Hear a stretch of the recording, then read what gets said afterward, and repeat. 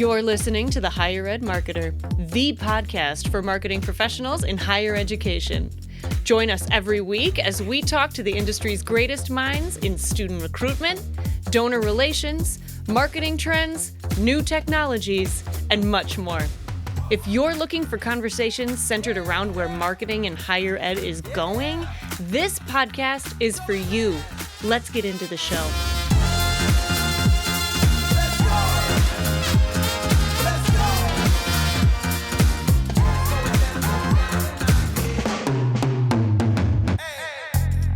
Welcome to the Higher Ed Marketer podcast. My name is Troy Singer, here with my friend Bart Kaler.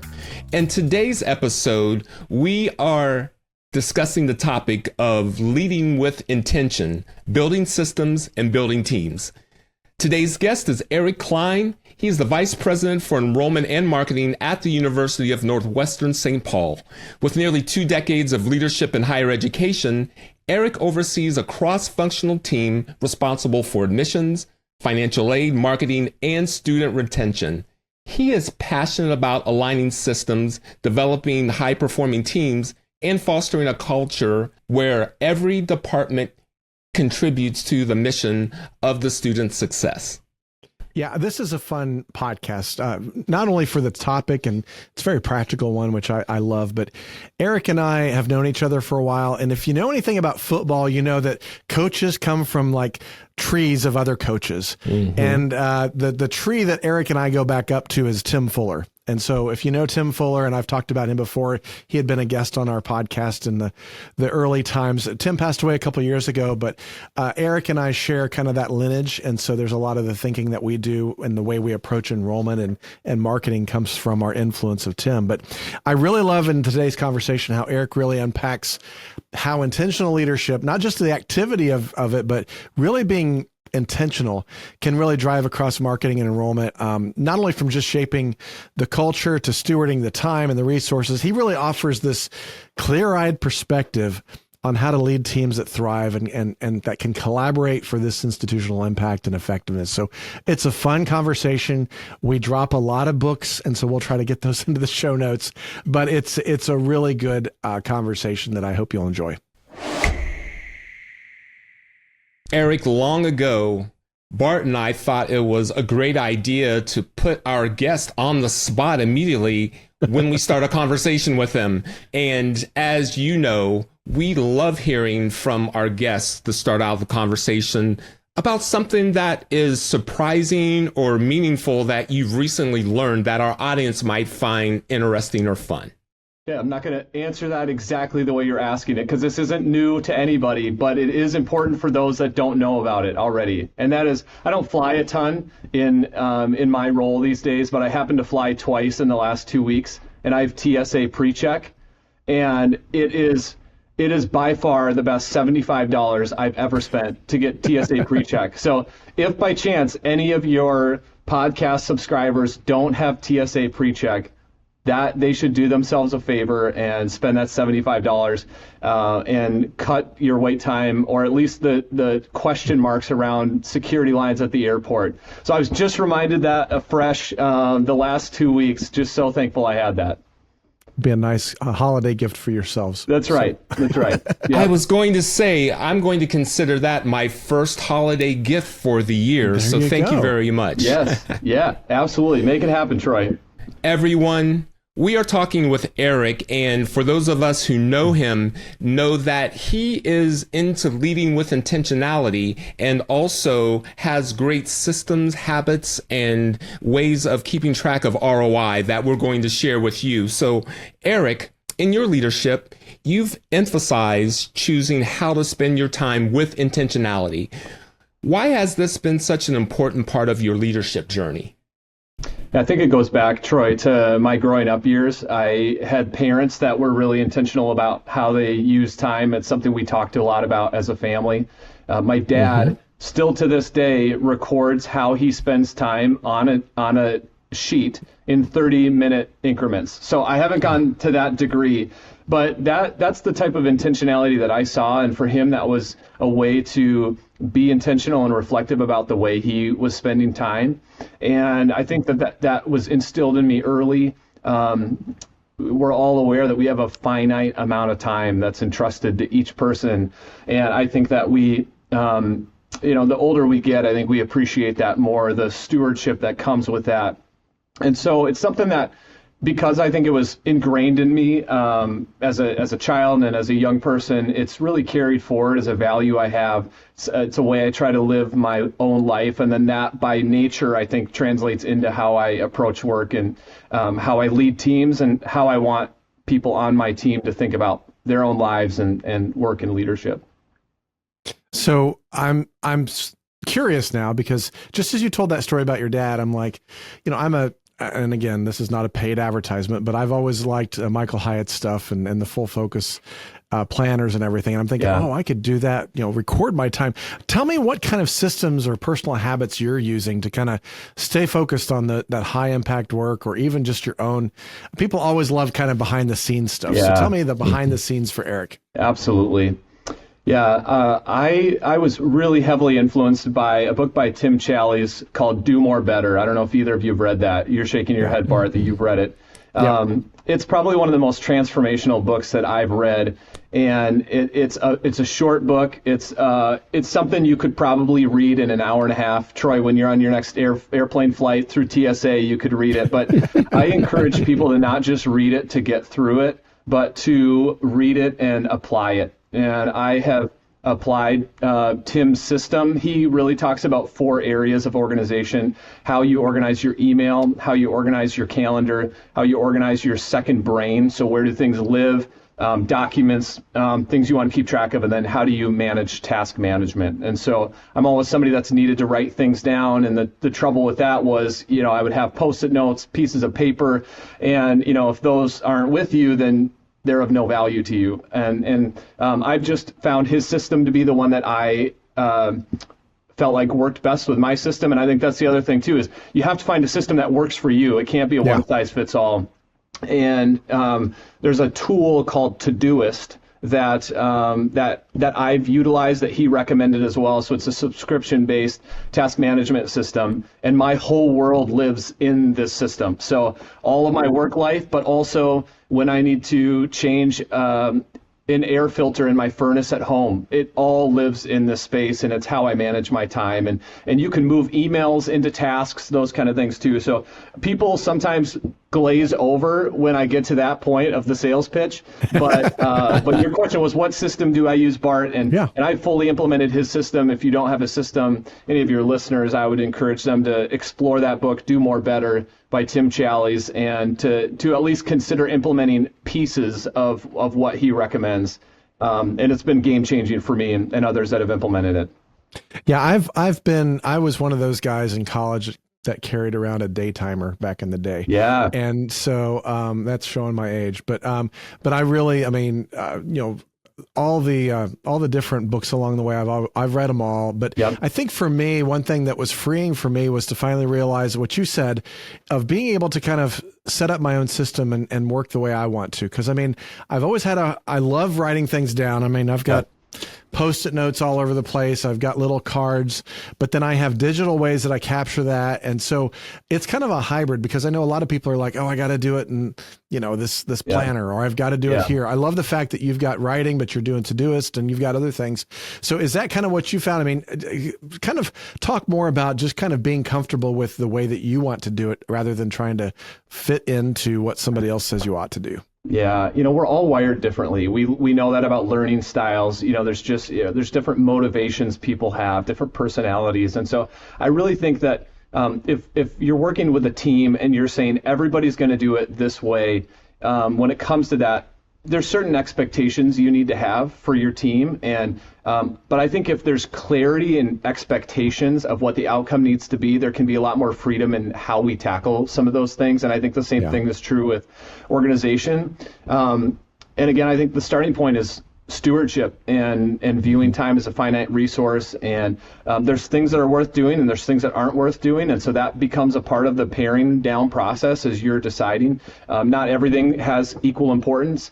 And so, there's a prioritization that comes with that. But the biggest piece, I think, is if somebody doesn't currently have a system, and they're feeling like there's some level of chaos or disorganization or being lost, just start with one small piece. So, back to do more better, I just encourage people to start with email, or it's the folks that try to do all four at once, and they build out their whole system, and within a week they're so overwhelmed that they ditch the whole thing. Well, now you're worse off because you've moved all this in and you've now ditched it. And so if things are important enough to be in my task management system, when it comes up at that time, I can only do one of a handful of things, right? I can do the task and check it off. I can say it's not important and I'm just going to check it off and jettison it, or I'm going to move it to another time when I have capacity to do it. So I think it really helps you think through that. And that system, again, not a sales pitch. I don't own any stock in this organization, but you can categorize it by projects, and some of the higher levels you can assign tasks to other people. So that's kind of how I approach it, Bart. But to your point, you have to be comfortable in the system you're in. And so I just encourage people to just try one thing. Just take one step and commit to it. And here's what I found. You have to convince people that there's a better way to live. And I think once you can get them over that threshold, I was having a conversation with somebody recently about email, right? There's people that are email inbox, and I tend to lean towards that side. I'm not a purist where I'll allow 4 to 10 emails at the end of the day if it's for a specific purpose. I was visiting with somebody that didn't ever delete or move any emails. So everything always lived in their inbox, which to me feels really overwhelming. When I described the system to them, they felt overwhelmed by the thought of not having access to that. And my encouragement was, our first step is getting you to believe there's a better way to live. And that only comes through them experiencing that firsthand. That's great. So, Erick, if you can now tell us, how do you evaluate the return on investment of your time and your team's time, and what are some of the signals that something is worth continuing or cutting? Yeah, it's a good question, Troy. And I work in enrollment and marketing, and so we have some really key are we winning or are we not winning metrics. But then it's untying what are the actions that are correlating with those outcomes, And so it's something my team talks a lot about. Is I have a great team that is very data informed as they're looking at, what are our metrics? What are our response rates? How are we doing in A/B testing? Some of these just basic concepts of marketing that I think we can't get away from. We also do a lot with asking people to give their feedback. And I'm sometimes surprised at how willing people are to share honest feedback. So whether it's, we do admitted student research every year with Dave Burke from Legacy. We also do surveys after events, and we just ask for honest feedback. So I think it's a combination of how do you get at hard data of what are actions showing, and how do you correlate that with outcomes, your lead and lag measures, and then all that to firsthand. Can you just tell me about your experience? Can you tell me how we did? Was this impactful? Should we do this? Should we not do this? So I think we're just constantly asking questions, and we're trying to get data. But at the same time, my team isn't beholden to having 100% of data before we make decisions. So you have to be comfortable with making decisions with 80% of the data and 20% at least on your gut. Yeah. And I think that's true of not only gathering your data, but also, leading your teams. I mean, one of the things that I've often been challenged with, I'm a leader, you are a leader, Troy's a leader, but how do we all look at coaching our teams, especially for intentionality, because it's kind of a fuzzy thing. It's not really well defined. It's not like saying, hey, here's your job description. If you do these things, this is what's going to be in your performance review. It's a lot more ethereal than that. And so how are you really coaching your team to kind of adopt this similar intentionality? I know a lot of it is, the classic more caught than taught. Yeah. But beyond that, are there things that you're doing practically to kind of bring them along to kind of continuing to focus on that intentionality, especially when you have a lot of data? Yeah. Those conversations are, I feel like, easier and more natural when people are feeling overwhelmed. and you can say, well, let's look at what you're doing. Let's look at how you're spending your time. So one of the exercises I'll sometimes have team members do is just in an Excel sheet, just kind of chart a typical week so we can talk about how you're spending your time. That can feel really intrusive to people, but I think it's been a helpful exercise just so we can talk about, are we aligned with how you're spending your time, that it's working towards these set of expected outcomes. And it's also informative too, because then you can see, man, somebody's spending what seems like a really large amount of time, either in something that has a small amount of return, or something, maybe there's a system that could be implemented to really reduce the time. And then I think the other piece too is, talking about delegation, and when is it right for us to own things? When is it right to hand things off? And we've done a lot on our team around, assessments and understanding working styles, working genius, all these different kind of things, and realizing some things, that one person hates, another person loves, and is really life-giving, and we all have to do things we don't enjoy, and not everything can be life-giving all the time, but I think there's freedom, and when you understand how other people on your team are wired and what's life-giving to them, when you can hand things off, when you can take things on. There's a great Harvard Business Review article called "Who Has the Monkey," which is basically, I don't know if maybe you guys have read this as well, but it's about, if a task is, you think about it as a monkey, and every time you leave a meeting, who has the monkey on their back? And even just having that language of like, that's mine, that's my monkey to take, or I'm handing that off. I think just having language around that and clarity around who's owning what, and it's really become a part of our culture to have those types of conversations. So those sometimes start with, I'm overwhelmed, I don't have enough space or capacity. Okay, let's talk about what that's made of. We're not seeming to hit these KPIs, so what's going into that? Do we need to reallocate time? Do we reallocate work, those space? And for me, the only way I can live now is sort of in that systemized, organized manner. Not that I'm perfect in it. And I think there's elements of that people are like, it feels like, I had somebody say to me last week, it feels like you don't generally forget things or drop the ball. And I'm like, well, it's not because of my brain, it's because of my system. And it's something that you can implement too. So I've just tried to kind of be an evangelist with that when those types of comments surface.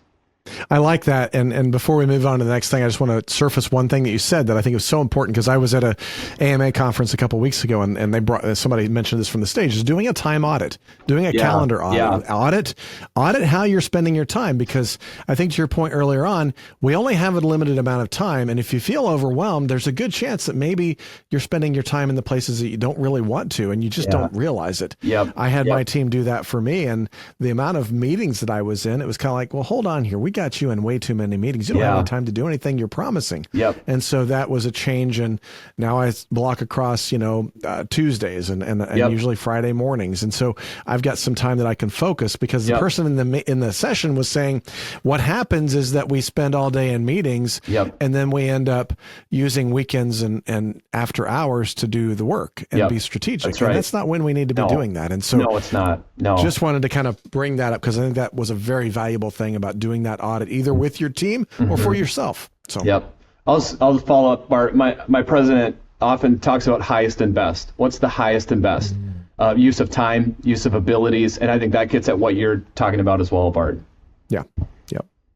Erick, you naturally started talking about the topic of building healthy and high-performing teams. And we know that your teams span several key departments of marketing, enrollment, financial aid, and also retention. So what's been most important in building unity across those teams?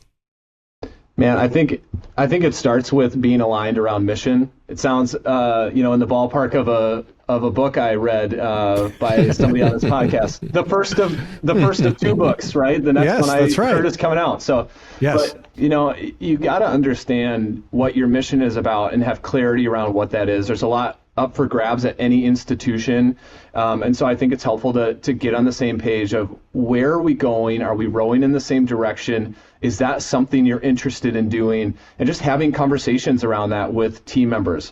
So I think if you're aligned in mission, then I think it comes to what are we charged to do? What is our role in this mission? How do we contribute to the greater good of the institution? And then from there, having frequent conversations where you're coming back to make sure you have clarity and alignment, and then allowing a ton of freedom too. So, there's times where we get sideways even in my own team, and those are times I want to have conversations right away. I think it's easy, not just internally, but across our organizations, especially as universities and colleges, to think the work is our departmental work as opposed to the larger work of the mission and serving students. Yeah. And, it's easy to forget, the person in this other area has just as much passion and just as much care for students, but it feels like it's coming out sideways. And so I think trying to see the humanity, give people the benefit of the doubt, but get to a point where you're able to have honest conversations. And that really only comes from having trust and having relationships internally and across campus. So it's something we've tried to work as a team, having short accounts, having trust for one another, growing trust across campus. And, when things pop up that don't seem like there's alignment, we try to have those conversations right away. Yeah, I love that. I love the fact that you are defining what healthy leadership teams look like, and you're expecting it. There's so many times that I'm on a lot of campuses, I'm spending a lot of time with cabinet levels, and when you don't have that trust, when you don't have that engagement level where everybody's got their back, and that starts at the cabinet, it goes down to individual teams, it goes down to individual director and the reports that they have, so it funnels all the way down. But I mean, you talked about trust, you talked about looking out for each other, having best interest. Are there other things that you would kind of point to say, yeah, that's healthy, that's not healthy? That people can kind of think about their own teams and what to do about it? Yeah, that's a great question, Bart. And you're right. You see it all on all these campuses, especially with cabinets. One of the things I'm grateful for is our president has really instilled in our cabinet the first team mentality. So our first team is not who we represent on cabinet. Our first team is cabinet. And that's where our primary loyalty lies. And I ended up having conversations with my team who initially felt like, are you leaving us? Like, are we not as important? It's like, no, you're super important. But my primary loyalty is to my first team colleagues as a cabinet. And so, and then I think that has a trickle down effect too. And so I think when that's not the case, when you have a lot of siloed advocacy and you have people sharing different messages, it's not a given that every department on your campus is sharing the same value proposition. And so I think those are concerning pieces. One of the things that I talk about with our team is we want to always tell an accurate story, and that retention begins with recruiting the right students. So our goal is that when a student shows up on campus, that there are no surprises, because if it's a good surprise, we missed an opportunity to sell probably to another family. If it's a bad surprise, then there was some type of misunderstanding, and that's bad for everybody. College is such a huge decision that you don't want to go into it with misunderstanding. So we've really worked to be unified as a cabinet. We just went through Start With Why again last year of, just saying like, are we aligned with our why? And can we talk about that? And can we translate that down to the rest of our teams? So that is some of the pieces that I think are super important on every team, that you have clarity, alignment, you have people that are bought in, you have people that are willing to be on the same page with where the president and cabinet are headed. And it's not that people can't ever share other opinions, right? We want to have space for those questions and conversations, but it needs to be from a place of respect and trust. Yeah, that's perfect. Erick, a couple of minutes ago, you did mention that there are scenarios where things might go a little sideways. So would like to know if you'd be willing to share a specific time when you had to address either misalignment or friction on your team, and what approach helped move the team forward? Yeah, I think it starts with just hearing people out. And again, hearing and seeing the heart of it. There are times where it's not something you're going to be able to overcome. But I think assuming you've got teammates that are on the same page with mission and wanting to honor other people, I find that the majority of the time it's misunderstandings, it's misinterpreting.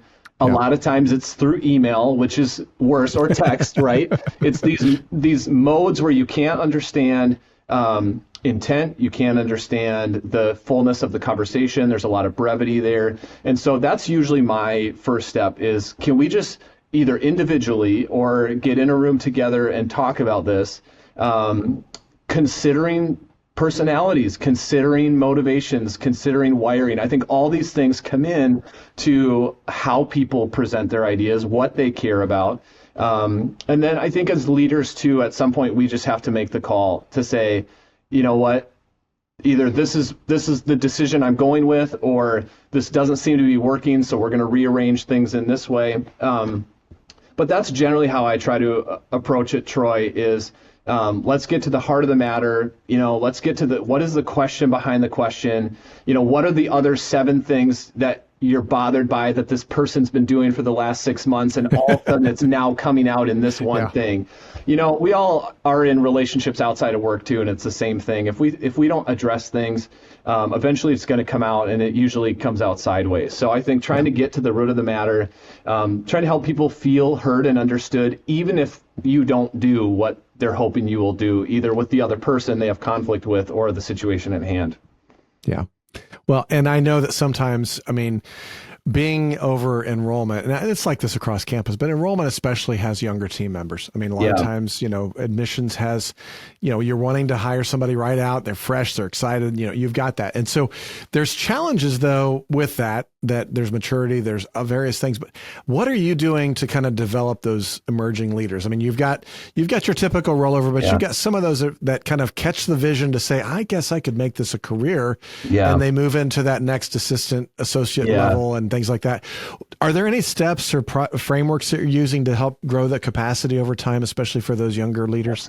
That's a great question, Bart. We've been really blessed. We have a great mix at Northwestern of folks that have really enjoyed the work and committed for the long haul. And then to your point, we have a lot of newer grads too, sometimes that we'll hire, and sometimes mid-career folks as well. And so I think it's having conversations with what they're hoping to get out of it. I think there's folks we have where they're like, I think I want to do higher ed. I think I want to do, enrollment. And then there's other people that are like, I'm just trying to figure out what I'm going to do in 6 months because it's not going to be this, right? But like having those conversations like, well, as long as you're here, these are still the expectations, and we need you to work at a high level, and we want to journey with you in that space. And so I think it's difficult for young people in general to feel like the pace of promotion and development isn't as fast as they would want. And so, we try to have conversations. We try to offer opportunities to take on additional responsibility. That may not be, that may not be a promotion. It may not be more money, but it's an opportunity for them to test out that muscle. And I'm really convinced that, the best way to get promoted is to absolutely crush the job you're doing. And I think that gets noticed. And, I think it's so much more about how we do the job than what job we're doing. And that's easy for the 3 of us to say, right, at the stages of the career we're in. It's harder, I think, for a newer employee to see that and hear that. But there's also something that just comes with time and maturity and just getting your reps in, So we try to identify that and have conversations. And if an admission counselor or, another team member is like, this is what I want to be about. We try to come alongside them and say, these are opportunities you could pursue. These are initiatives you could lead. And so I would say we don't have a one size fits all or a framework. I know there's some schools that do, and, X amount of years you promote into this, which is great. Ours is much more a one-on-one. How do we kind of follow your desired career trajectory while still meeting the needs of the organization? Yeah, and I'm going to do some shameless plugs here for a second, because there are organizations like NACAP for Christian colleges, and there's CIC, I think, has some leadership training, but I know NACAP specifically has an emerging leadership track. And so I am a faculty on that with several other people you mentioned, Dave Burke and a few other people that, that's a really good way to get those emerging leaders to kind of get up to speed. But I'm just going to shamelessly plug that for a moment, because I think that's a good resource. Well, and I would second that too. We've had team members go through that. We have 2 directors of admissions that have gone through that, had great experiences with LDAP. SNAC is another one too, where it's, it's for earlier on in your career, especially for counselors. But you're right, NACAP's a great resource for Christian colleges in that development space. Yep. Perfect. Erick, you did mention a little earlier cross-functional collaboration toward one mission, and would like to go back a little bit deeper. One of your big values is fostering interdepartmental collaboration, and if you could give us your opinion on why that is so hard for some institutions to achieve, and what has helped Northwestern to do it well. Yeah. I'm really grateful to have had presidents that have championed this, who have said, this is a big deal. I would imagine, like many of your subscribers, are tuition-driven institutions. And so I think there is a much greater understanding than there was 15 years ago, even for faculty, about the importance everybody plays in driving revenue through enrollment. And so, I think, again, you have to have a president and a cabinet that are championing this, that are making themselves available. And I'm really fortunate to have that, to have a president that says, I'm available, tell me what you need. And he does that for advancement as well as leading the organization. So I think it's really challenging to do that if you don't have a president that's championing that, because then you're trying to do that at a peer-to-peer level, which can be done and needs to be done, to have that with whether it's other cabinet members or other middle management across campus. I mean, you're always going to have pockets of folks in all areas that get it and are excited about it. And you'll even see that, various academic departments value that in different ways. And, that's just the nature of it. But it is super important. We're on the enrollment side, on the front end, we're making promises that other people have to deliver on. And so I think it's also important for us to understand what is being offered, what truly is the experience going to be, and inviting others from across campus into that. Because they're the ones that are going to be delivering on these promises. So I think it comes back to, Troy, to having relationships and building trust. And that's something that our team has worked really hard to do, of saying, let us be transparent with the data. Let us tell you what our needs are. Let's talk about what you have capacity for and how we can best use your time, kind of going back to our first topic, for being involved in recruitment and also retention too. So super important. I think it's really critical for every college, and something we can all grow more in.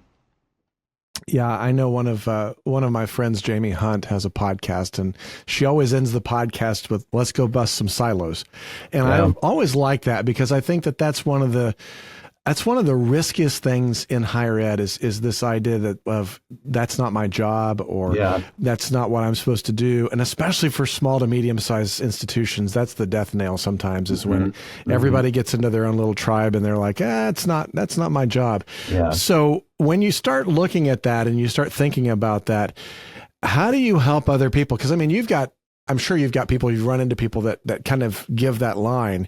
How do you help them understand that enrollment's not just an admissions responsibility, but it's a shared institutional need? Because I mean, sometimes the best recruiters are going to be faculty. I mean, I've heard people say, it takes a campus to recruit a student. So maybe talk about that. Yeah. I think that's where some of the data is helpful, including individual responses of people talking about the impact. That's where, again, back to Dave's research for admitted student research, he gets really specific about what were factors that influenced your decision when you applied and when you enrolled, and it has students identify specific areas of the campus. And so I think that's always a helpful thing to show, not just the different areas, but the level of impact that has, and sharing that with various people to say, hey, listen, this is what our students are saying about the impact that your area is having, as well as I think giving people opportunities at various events to just meet with families and have those conversations. And one of the most fun things I get to hear is, whether it's at orientation or homecoming, when a student comes up and they say, this person was really impactful for me, and I've gotten to know them more as a student as well. And then on the admission side, we're always trying to circle back to that and be like, do what that person does, and I also try to have, the folks that are really bought in, I try to have them be the ones that are sharing those examples. So, there's times where, I've just asked a particular chair or faculty member that seems to be having success with recruiting to just share that at a chairs meeting. And, then it's more peer-to-peer, and it's not Erick, the sales guy, coming in trying to tell everybody what to do. It's more of, this is what seems to work for various departments, and now we're hearing this from a peer and a colleague. And but it does come back to I think you have to be unified as a cabinet. That's important. And I feel so grateful. I know this isn't everybody's situation, but we just have a cabinet that is really rowing in the same direction and bought into this, and each one of them embraced their role of representing, who we are, and sharing that with their network as well as their, daily work on campus as well. Yeah, I would have to reflect that, being with all the different schools that I'm a part of, the strongest schools are the ones that are leaning into their mission and the ones that are all rowing in the same direction. Mm-hmm. There's not some secret sauce. There's not a silver bullet that people sell. It's pretty simple, but it's very challenging. I think you mentioned that earlier in the conversation. Yeah.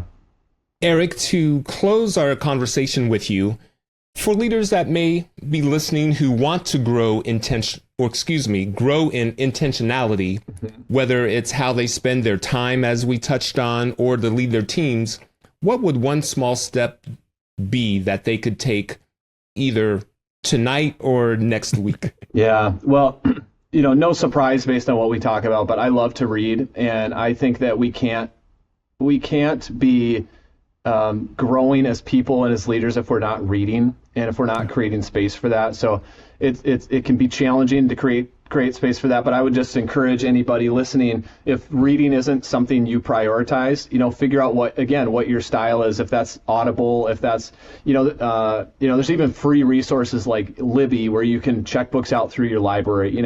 We just have to be consuming quality content.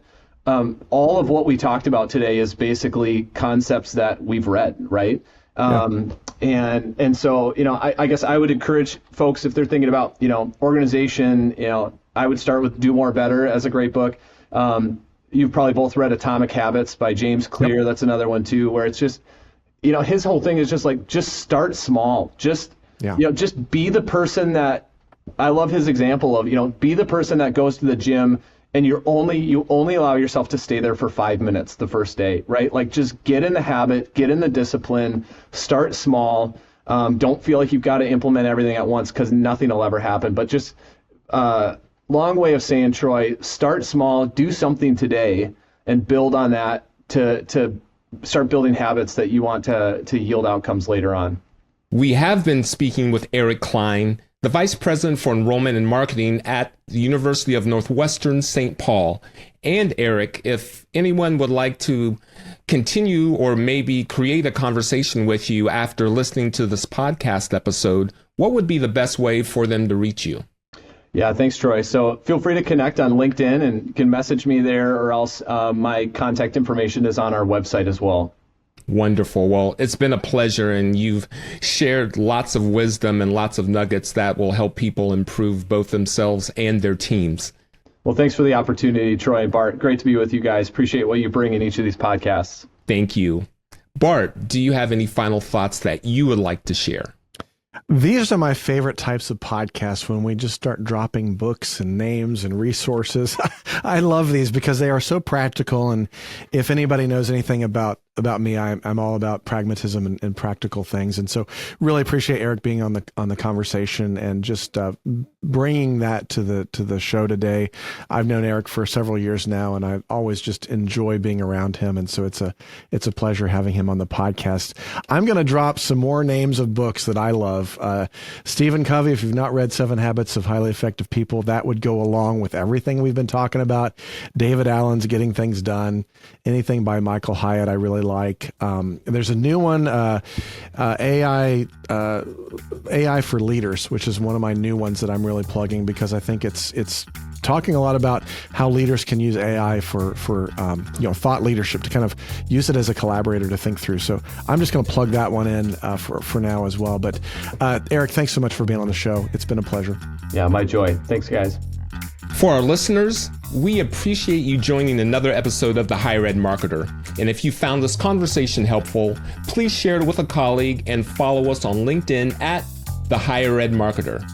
The podcast is brought to you by Kaler Solutions, your trusted partner in higher ed enrollment strategy and mission fit marketing. Again, on behalf of the three of us, thank you for joining the conversation, and we look forward to another episode of the Higher Ed Marketer podcast coming out next week. The Higher Ed Marketer podcast is proud to be a part of the Higher Ed Marketer Podcast Network. Discover even more conversations, resources, and tools to help you grow your institution at thehigheredmarketer.com, your go-to community for all things higher ed marketing and leadership.